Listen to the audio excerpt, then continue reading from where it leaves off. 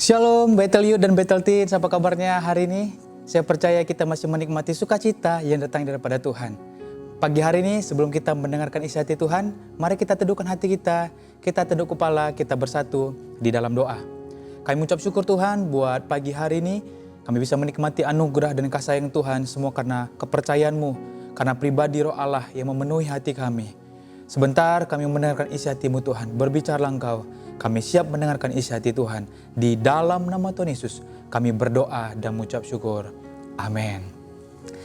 Teman-teman, saya percaya sudah hampir 2 bulan ya, kita ada di rumah, di kos, atau di tempat kita berada hari ini. Dan kita sudah hampir 2 bulan juga beribadah secara online. Tetapi saya percaya ada sukacita, amin. Walaupun terasa berbeda, saya tahu ada banyak hal yang terjadi dalam kehidupan kita sepanjang 2 bulan ini. Atau sepanjang pandemi ini yang berdampak buat kehidupan kita. Kita mungkin mengenal beberapa orang, kita mungkin mengetahui beberapa orang yang terkena. Dan mungkin mereka juga mengalami dampak yang berat. Mungkin kita juga mempunyai keluarga yang mengalami itu. Tapi saya percaya, semua kita bisa lewati kalau kita bersama Tuhan. Kalau kita bisa menikmati hari-hari ini, walaupun keadaan bukan semakin baik, tapi saya percaya kalau ada kekuatan Roh Allah memenuhi hati kita, ada sukacita, ada damai sejahtera, ada pengharapan yang Tuhan berikan di dalam kehidupan kita. Nah, hari ini kita mau belajar tentang, dimasuk di bulan Mei ini kita belajar tentang power, kuasa. Nah, untuk di minggu yang pertama ini, saya ingin kita dapat menjelaskan, mendengarkan tentang bagaimana, apa sih power itu? Apa sih kekuatan itu yang memampukan kita untuk mendeklarasikan Tuhan di dalam kehidupan kita di tengah-tengah pandemi saat ini yang kita hadapi. Nah, kita buka di Kisah Para Rasul yang pertama, ayat yang ke-8, saya akan bacakan buat kita. Teman-teman juga bisa baca di rumah, mungkin bisa dibuka Alkitab atau handphonenya. Kisah Para Rasul pasal yang pertama ayat ke-8. Kita akan baca sama-sama, 1, 2, 3, ya. Tetapi kamu akan menerima kuasa kalau Roh Kudus turun ke atas kamu. Dan kamu akan menjadi saksiku di Yerusalem dan di seluruh Yudea dan Samaria dan sampai ke ujung bumi. Nah, teman-teman, saya mau menjelaskan tentang satu pribadi yang memberikan power itu. Banyak orang salah berpikir bahwa power itu adalah Roh Kudus. Dia hanya sekedar kekuatan, tetapi kekuatan itu berasal dari seorang pribadi, bukan hanya sekedar kekuatan. Roh Kuduslah yang memberikan. Nah, tadi di satu Kisah Para Rasul pertama ayat 8 dibilang, tetapi kamu akan menerima kuasa. Kita akan menerima power kalau Roh Kudus turun ke atas kamu. Artinya, Roh Kuduslah yang memberikan. Jadi, power itu sumbernya daripada Roh Kudus. Siapa Roh Kudus ini? Roh Kudus adalah pribadi ketiga dari Tritunggal Allah kita. Allah yang kita sembah, Allah Bapa, Allah Anak, dan Allah Roh Kudus adalah satu kesatuan yang memiliki 3 pribadi. Dan Roh Kudus adalah salah satu pribadi dari ketiga Allah yang kita sembah. Memang kalau dijelaskan secara sangat gamblang, kita sulit untuk mendeskripsikannya. Tetapi saya ingin sampaikan begini, di dalam satu hakikat Allah ada 3 pribadi yang memampukan kita, yang menolong kita, yang memberikan kita kekuatan, memberikan kita kesehatan, kemampuan untuk menghadapi setiap tantangan dalam kehidupan. Teman-teman, pribadi Roh Allah ini karena dia seorang pribadi sama seperti kita menyembah Yesus, Sang Juru Selamat yang kita rayakan waktu Paskah kemarin, pribadi yang sama yang harus kita bangun hubungan dengan dia. Dia memiliki pribadi yang sama seperti Yesus yang kita sembah. Maka dari itu, mari bangun hubungan dengan dia. Dengan apa? Dengan memiliki keintiman, memiliki komunikasi kepada Tuhan, kepada Roh Kudus. Nah, teman-teman yang hadir hari ini, yang mendengar secara live hari ini, Roh Kudus bukan hanya kuasa Allah, tetapi Roh Kudus adalah pribadi Allah. Pribadi yang memiliki sikap, memiliki kepribadian, yang memiliki hati, yang memiliki rasa, dia bisa merasakan apa yang kita rasakan.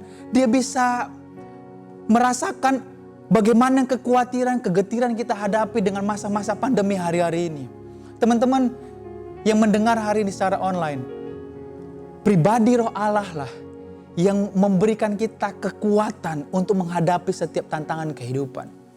Dia memberikan janji waktu Yesus naik ke sorga, dia menjanjikan pribadi yang lain, pribadi yang menolong kita, memampukan kita. Ingat, Yesus selama ini bersama murid-murid setiap hari, mereka lihat secara real setiap hari. Dia yang menolong mereka saat mereka kelaparan. Yesus yang memberikan mereka melihat kesembuhan. Yesus yang memberikan mereka murid-murid kuasa saat mereka diutus berdua-berdua menyampaikan berita Injil. Saat Yesus naik ada sesuatu kegetiran, ada sesuatu kekhawatiran yang mereka hadapi. Dan Yesus tahu apa yang mereka hadapi. Yesus mengerti apa yang mereka hadapi murid-murid pada saat itu. Sama seperti keadaan kita hari-hari ini teman-teman. Yesus mengerti kekhawatiranmu hari ini. Mungkin kamu berpikir bahwa Tuhan, keadaan ini membuat saya sulit untuk melanjutkan perkuliahan saya. Mungkin hari-hari di antara kita ada yang beberapa sudah di PHK, yang sudah bekerja bagi anak-anak muda. Atau mungkin kita mengalami pengurangan income. Atau kita hari-hari ini mengalami ketakutan-ketakutan yang lain. Sulit mungkin untuk bisa studi, sekolah, melanjutkan sekolah kita. Karena orang tua kita mengalami dampak atas pandemi ini. Usaha orang tua kita mulai mengalami pengurangan income, mengalami pengurangan keuntungan. Yesus tahu apa yang kamu hadapi hari ini. Dia bangkit dan memberikan pribadi yang menolong dan memampukan kita. Ingat tadi katakan apa? Tetapi kamu akan menerima kuasa kalau Roh Kudus turun ke atas kamu. Kalau Roh Kudus turun di atas kita, Roh Kudus memenuhi hidup kita, Dia akan memberikan kuasa dalam kehidupan kita. Jadi rindukan pribadi Roh Allah memenuhi hidup kita hari ini. Memenuhi setiap aspek kehidupan kita. Karena Dialah yang mampu menolong dan memampukan kita menghadapi setiap tantangan kehidupan. Teman-teman yang hadir hari ini, sering sekali kita berpikir, Roh Kudus itu gimana sih Kak Putra? Roh Kudus itu ada gak sih? Mungkin ini tidak bisa memenuhi, tidak bisa mewakili pribadi Roh Kudus, tapi minimal bisa menggambarkan sedikit lah, buat kita mengerti. Roh Kudus itu seperti angin. Allah itu seperti angin yang kita bisa rasakan kehadirannya. Walaupun kita tidak bisa sentuh, walaupun kita tidak bisa lihat, tapi kehadirannya memberikan kelegaan, memberikan ketenangan, memberikan kesejukan di tengah-tengah kekhawatiran melanda dunia, di tengah-tengah kekhawatiran melanda bangsa kita, di tengah-tengah kekhawatiran melanda keluarga kita. Roh Kudus hadir, menolong, memberikan kita kelegaan, kedamaian, kesejukan. Dan saya percaya apabila hari ini kamu terima Roh Kudus memenuhi hidupmu, hal yang sama akan kita nikmati. Teman-teman, apa sih janji Roh Kudus buat setiap kita? Apa sih janji Roh Kudus buat setiap kita kalau Roh Kudus memenuhi hidup kita? Minimal saya bisa bagi hari dengan cepat saja ada 3 hal yang bisa kita nikmati dalam kehidupan kita apabila kita dipenuhi oleh Roh Kudus. Yang pertama dikatakan Yohanes 16 ayat 8, dan kalau Ia datang, Ia akan menginsafkan dunia akan dosa, kebenaran dan penghakiman. Hal yang pertama, kalau Roh Kudus memenuhi hidup kita, Dia yang akan menginsafkan. Ingat teman-teman, Yesus Bapa memberikan anaknya untuk menebus akibat dari dosa-dosa yang kita lakukan. Menebus kita yang harusnya kita menjadi budak dosa, tapi ditebus dengan darah yang mahal untuk kita bisa terlepas dari akibat dosa yang kita lakukan. Yesus datang ke dunia, Dia disalib untuk menebus kita. Tetapi pribadi Roh Kuduslah yang menginsafkan kita, untuk kita percaya, untuk kita menyadari kesalahan-kesalahan, dosa-dosa yang kita lakukan dari kehidupan kita, dari masa muda kita. Teman-teman, tidak ada satupun orang percaya kepada Yesus tanpa Roh Kudus menjamah hatinya. Roh Kuduslah yang menginsafkan kita, menyadarkan kita Apalagi tengah-tengah pandemi hari-hari ini, ada banyak orang yang mengalami zaman pribadi Roh Kudus yang membuat dia mengerti, oh iya, tidak ada satu hal pun yang bisa saya kerjakan kalau bukan karena izin daripada Tuhan. Roh Kudus yang menginsafkan kita, membuat kita mengerti, flashback ke belakang. Segala rencana-rencana yang kita buat, akhirnya gagal, tidak terlaksana atau terundur. Dan Roh Kudus yang menjamah hati kita, oh iya, selama ini saya menyepelekan hubungan pribadi saya dengan Tuhan, hubungan saya dengan orang tua, hubungan saya dengan keluarga. Roh Kuduslah yang menginsafkan, yang menuntun kita kepada kebenaran. Hari ini, minta Roh Kudus yang menginsafkan kita. Untuk kita mulai mengerti dari keadaan kita hari ini, yang keterbatasan kita akibat pandemi ini. Mari lihat, minta Roh Kudus menjamah hatimu. Adakah hal yang harus kita tinggalkan di masa-masa ini menjadi perenungan kita? Saya percaya hari ini, setiap kamu yang melihat hari ini, Roh Kudus sedang bekerja menjamah hatimu. Roh Kudus yang akan menjamah setiap pribadi, menjamah keluargamu. Roh Kudus yang menginsafkan. Mungkin kamu berpikir, orang tua saya, keluarga saya, koko, cici, adik saya, orang tua saya yang belum mengenal Tuhan.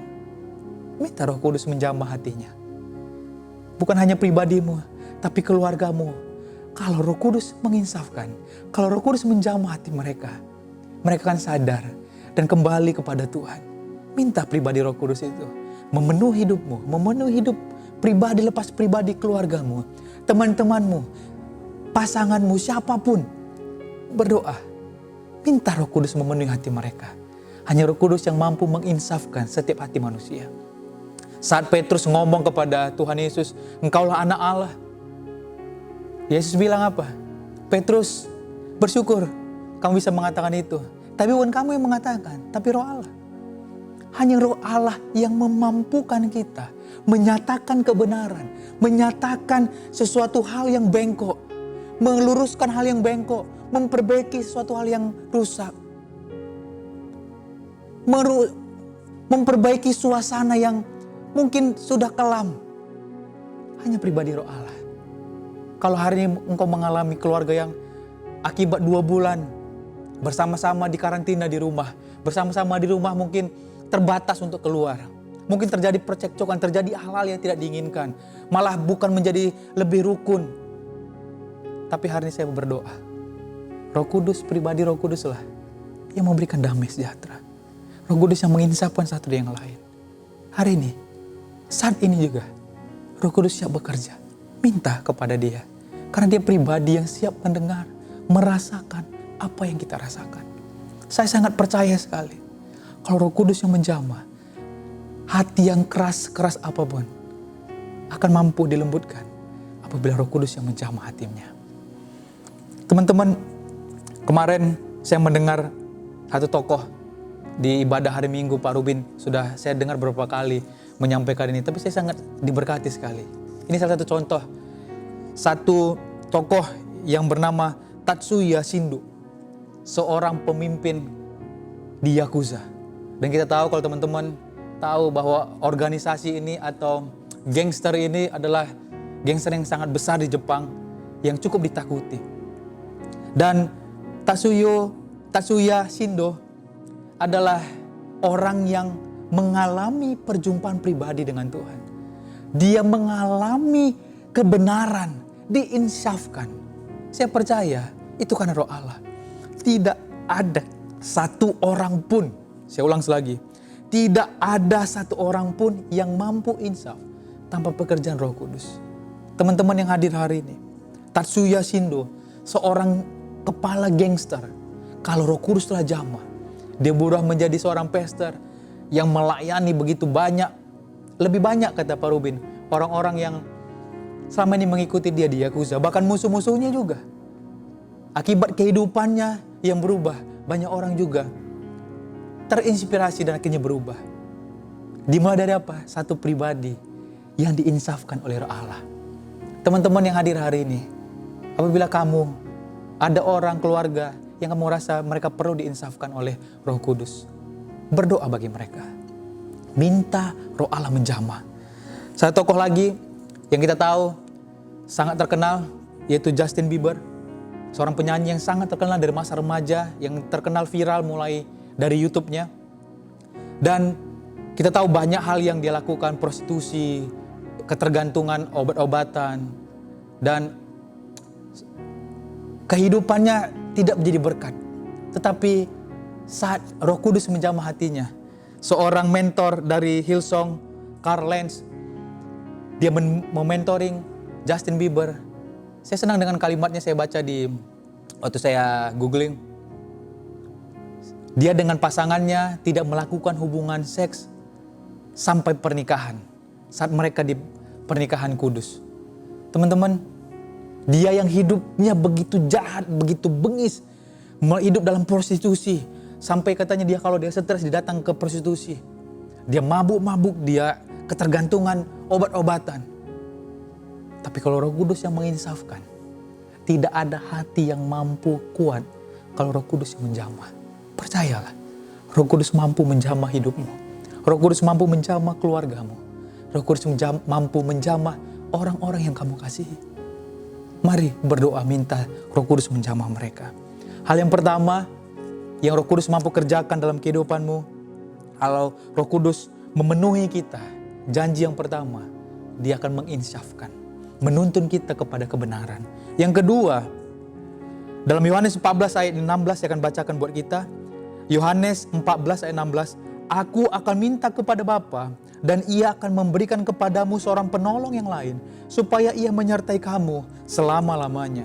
Hal yang kedua yang dijanjikan buat kita, kalau kita memiliki atau dipenuhi oleh Roh Kudus, hal yang kedua yang kita akan nikmati adalah kita akan menikmati janji, kita akan ditolong. Kita akan mendapatkan pertolongan. Teman-teman yang dikasih Tuhan yang hadir hari ini, waktu murid-murid akan ditinggalkan, ada kekhawatiran, ada kegentiran, yang mereka setiap hari bersama Yesus. Saat mereka lapar ada makanan, saat mereka menghadapi badai topan berhenti, saat mereka harus bayar pajak, Yesus mampu melakukan mujizat. Ada kegetiran, ada ketakutan. Tapi Yesus berjanji, ada pribadi Roh Allah yang akan menolong kehidupannya, kehidupan murid-muridnya. Dan janji yang sama berlaku buat kita murid-murid Tuhan Yesus. Apabila kita sudah menerima Yesus sebagai Tuhan dan Juru Selamat, ada pribadi Roh Allah yang ada dalam kehidupan kita. Gereja bukan hanya berbicara tentang gedung 4 segi, tapi kita ada gerejanya Tuhan, di mana Roh Kudus berdiam di dalam kehidupan kita. Hari ini berbicaralah kepada Roh Kudus. Dia seorang pribadi, bukan hanya kuasa Allah, tapi dia pribadi Allah. Yang dia bisa mendengar, dia bisa merasakan apa yang kita alami hari-hari ini. Apapun keadaanmu hari ini, Roh Kudus mampu menolong kehidupanmu. Roh Kudus mampu menuntun kehidupanmu. Mungkin di tengah-tengah pandemi ini harus ada keputusan-keputusan penting yang akan kamu ambil. Apakah lanjut kuliah atau pulang kembali ke tempat asal, atau di tengah-tengah begini apa yang saya harus lakukan? Saya nggak bisa mengerjakan apapun. Ingat, ada Roh Kudus yang siap menolong, siap mengarahkan, siap menginspirasi kehidupan kita. Teman-teman yang hadir hari ini, beberapa waktu yang lalu, kalau teman-teman sampai hari ini bisa searching, saya sangat diberkati sekali dengan Kapten Rico Mavela, seorang pilot Batik Air, yang teman-teman tahu tentang gempa Donggala. Nanti teman-teman akan searching di YouTube atau di googling, kita akan bisa melihat bagaimana kesaksiannya. Satu hal yang sungguh luar biasa. Kalau saya tidak salah, salah satu media luar negeri mengutip dan membuat sebuah berita tentang dia. Dia katakan begini, dari statementnya itu judulnya, Roh Kuduslah yang menuntun saya untuk saya bisa selamat membawa pesawat. Kira-kira begitulah kalimatnya, saya hampir lupa. Kalimatnya sekitar gitu pakai bahasa Inggris. Teman-teman, saya melihat bagaimana Kapten Mavela yang kita berpikir selama ini, Roh Kudus itu nggak up to date, Roh Kudus itu nggak ngerti tentang pesawat, Roh Kudus itu nggak ngerti tentang cuaca. Atau mungkin kamu berpikir Roh Kudus nggak ngerti tentang media, Roh Kudus nggak ngerti tentang keadaanku hari ini. Roh Kudus sangat mengerti. Kapten Mavela ini, teman-teman, dia sudah terbiasa terbang. Teman-teman tahu, dia pada saat itu jadi kapten, dan Waktu itu dia landing di bandara di Donggala. Dan dia sudah merasakan angin yang kurang baik.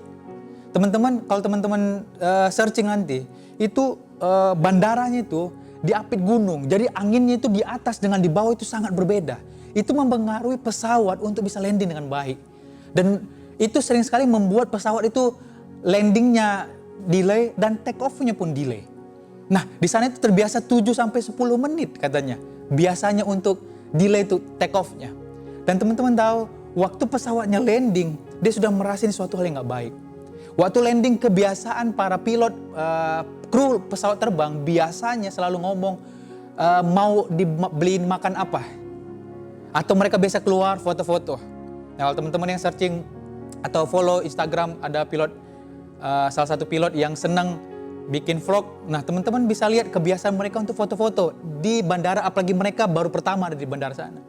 Tapi waktu itu dia merasa ada sesuatu yang berbicara dalam kehidupannya. Untuk dia bilang, cepat berangkat. Dia kontak semuanya untuk cepat-cepat naikin penumpang dan supaya berangkat.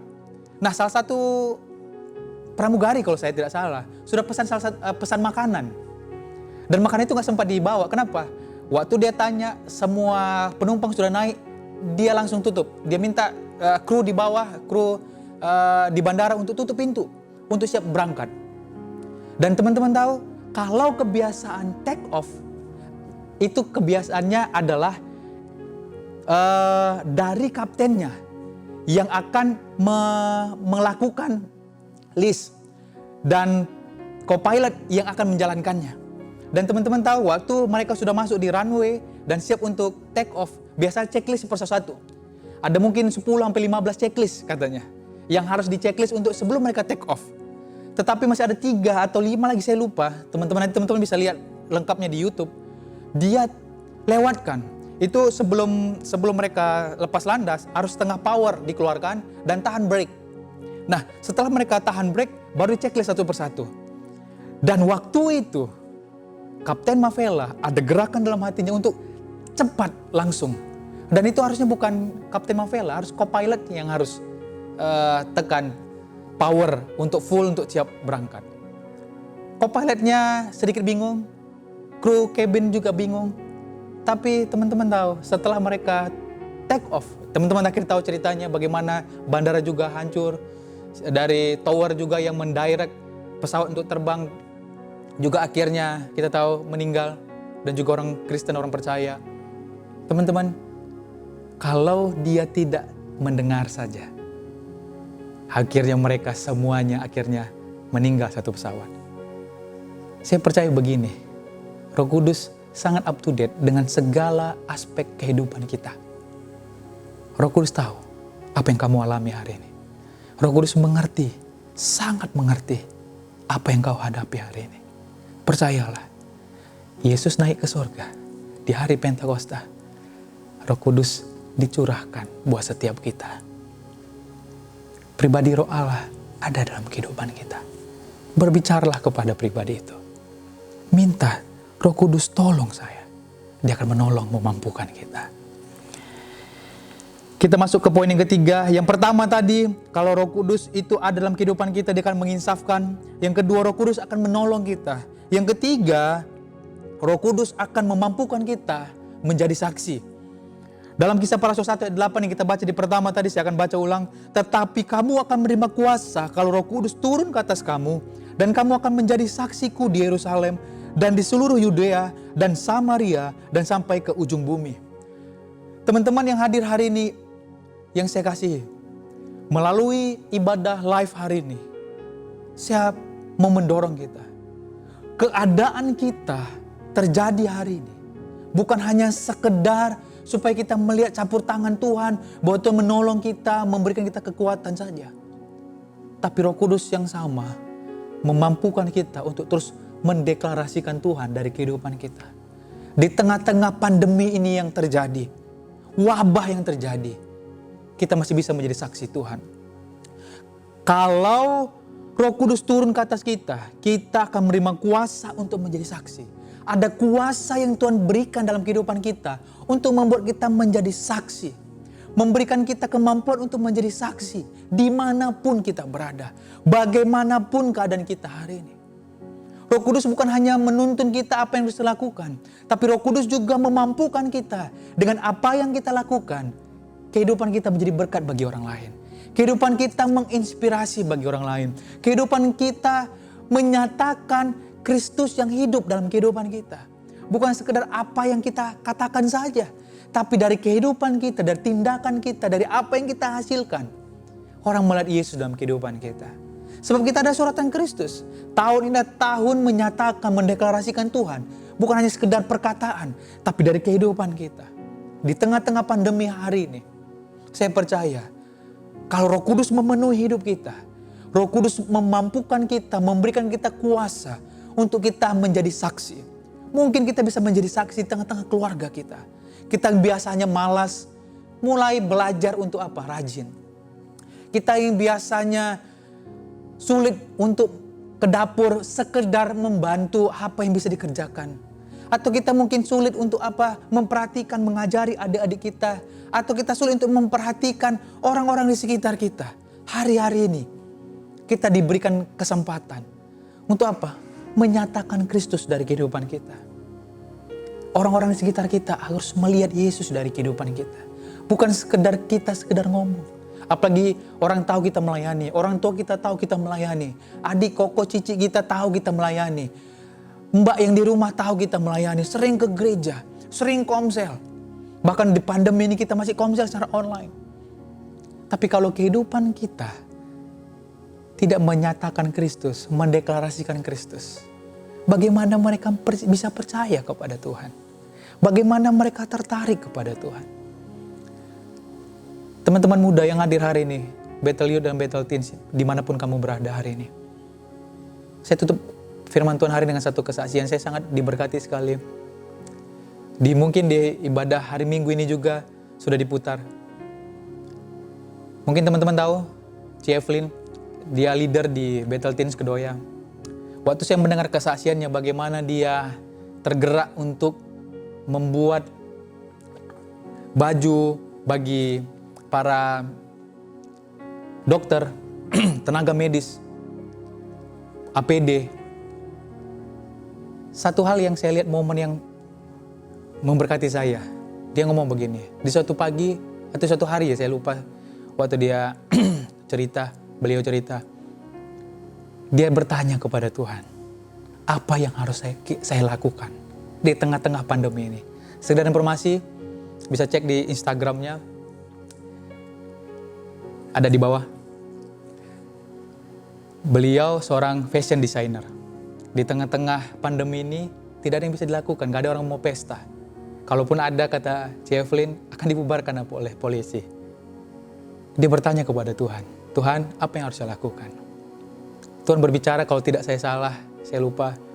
Beliau sampaikan, helping people, bantu orang lain. Dan teman-teman, akhirnya terbuka jalan, dia ketemu dengan beberapa teman-teman desainer, akhirnya mereka terdorong untuk membuat, mungkin katanya, untuk hanya 2, pemikiran dia hanya 2, rumah sakit, hanya skup kecil. Tapi akhirnya, mungkin sudah ribuan, saya dengar terakhir, dibagikan. Bahkan sampai saya terakhir waktu syuting beliau, udah sampai lagi ngurus ke Merauke, ke Papua kalau saya tidak salah. Untuk mengirim 2 koli baju alat pelindung untuk tenaga medis. Dan satu hal yang menjadi kesaksian katanya, ada teman desainernya yang menyambungkan untuk rumah sakit atau tempat mereka membagikan itu, seorang dosennya. Dan beliau ini adalah non-Kristen. Dan dia sangat benci katanya dengan orang Kristen. Tapi saat dia melihat para desainer yang kebetulan orang percaya kepada Yesus, mereka membagi begitu banyak sampai dia diberkati. Teman-teman yang hadir hari ini,